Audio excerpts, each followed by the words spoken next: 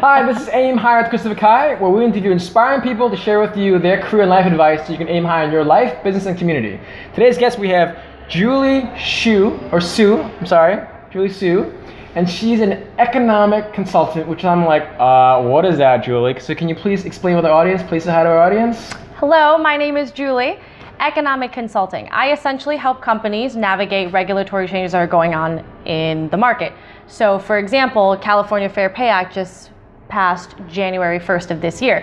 What that means is that now, instead of having employers argue for equal pay for similar or for the same work, they're now allowed to argue for similar or for equal pay for similar job duties.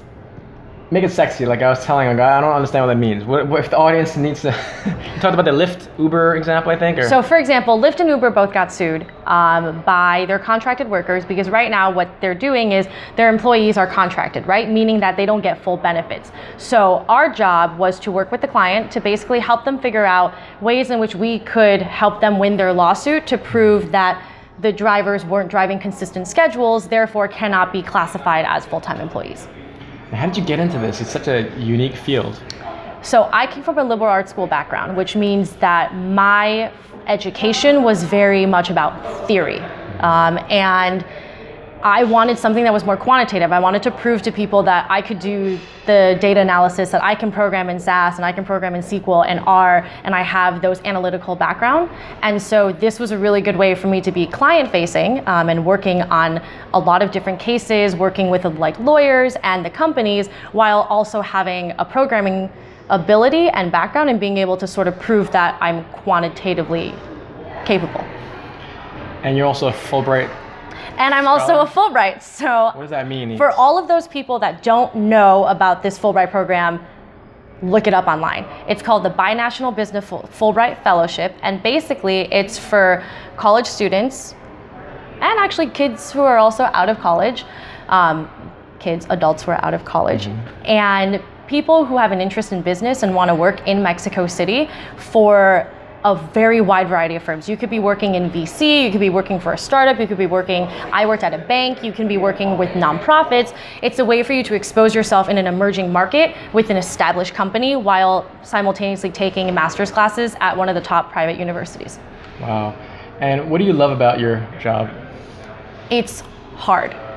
It is challenging because you get thrown into these cases. So I've been in economic consulting for almost about 2 years. The first firm that I worked for, it was a very sink or swim. It was kind of like Is that when you're in Mexico, you said?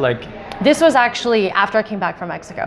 And the company it was a boutique firm. So by nature, they don't have the manpower.